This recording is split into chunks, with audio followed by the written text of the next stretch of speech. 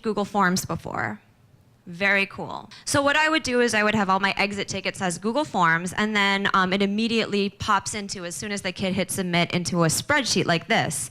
And I'm a big fan of conditional formatting, so if they got the right answer, it turned blue, and if they had miscues, it turned red or a different color.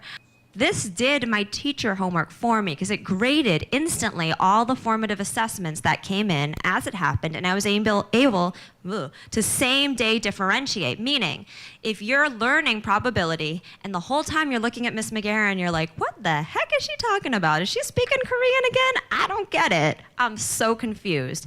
You get an exit ticket and then you finish it, you just circle whatever, and then you're like, peace, time for reading, and then you leave. Instead, as soon as the kid hits this exit ticket, in that moment of cognitive dissonance, in that moment that they're like, I'm so confused, I can say, hey, Mike, why don't we talk about that? I noticed that you said IDK, I just thinked. Can you tell me what you thinked about? And he can be like, I don't know, I was just guessing. And I'm like, that's cool, let's talk about it again.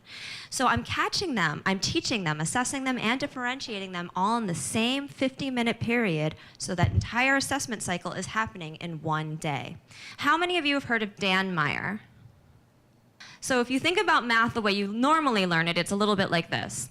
So today, I'm gonna pull this out because I feel weird. So today we're learning about multiplication, and it's not just multiplication, it's 1 digit by 1 digit. And so here's a word problem of a window, and the window is 3 feet by 7 feet, and I want you to use multiplication 1 digit by 1 digit with this graphic organizer to find the answer. So instead, he takes out all that extra information and the question itself, and he presents them with authentic situations. And so I took a page out of his book, and I took my cell phone to the grocery store and did this. All right, boys and girls, here I am in the dairy section of Dominic's by my house, and I'm getting some stuff for dinner, and I need some sharp cheddar cheese. So I see here that I can get this Lucerne brand sharp cheddar cheese. It's 8 ounces, and for this package I would be paying $2.99. So it's on sale today for $2.99 for 8 ounces of sharp cheddar cheese. So I go on to find more cheese, and then I had my students try and find the answer, and they created a screencast. That was $10, and it was 32 pounds and 32 ounces of shredded cheese. 32 divided by 4, and it was 8. So 4 is my answer, because so both of these equal 32 ounces. All this, 32 ounces. This kid, who had not yet learned about ratios, proportions, or fractions, created 2 equivalent fractions. He said, okay, if $10 over $32, and then I've got $3 over $8, so how do I find out which one's greater than or less than? He was comparing fractions. So he took the denominator, $8, and tried to make it equivalent to the to do a common denominator for 32. So he said, how many bags of 8 will it take to get to 32? Multiplication, right? Then did you also see that instead of doing 32 divided by 8 equals 4, he wrote 32, and if I had my computer and I could control it, I'd rewind it so you could see it.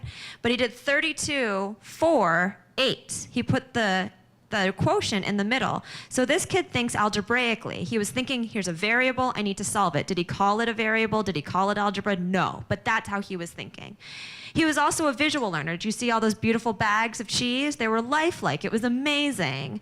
And he's also an estimator. Did you guys notice he said the 8-ounce bag was $3, but did you catch in the video how much it really cost? $2.99. Of all my 30-some kids, only 2 of them added that penny to make it $3. The rest were like, how do I multiply in the 100th place? This is so hard. So he did a lot. He's an estimator. He's an algebraic thinker. He's a visual learner. And he created the idea of proportions and equivalent fractions all on his own. He didn't put the vinculum in to make it look like a fraction, but he did it before I taught fractions. And this is what happens when you don't tell kids, here's the graphic organizer you have to use. I let him do whatever he wants. It was do whatever you want day, and he made beautiful math. Also interesting, this young man, our state test is called the ISAT. I don't know what you guys all call yours, but everyone has a state test, I'm sure. He scored at academic warning for math for 2 years, including the year he came into my classroom. Does this sound like a kid who's at academic warning mathematically? No, this is a 4th grader, and he was doing all of that. It was because of the way that he didn't have a chance to show what he knows his own way.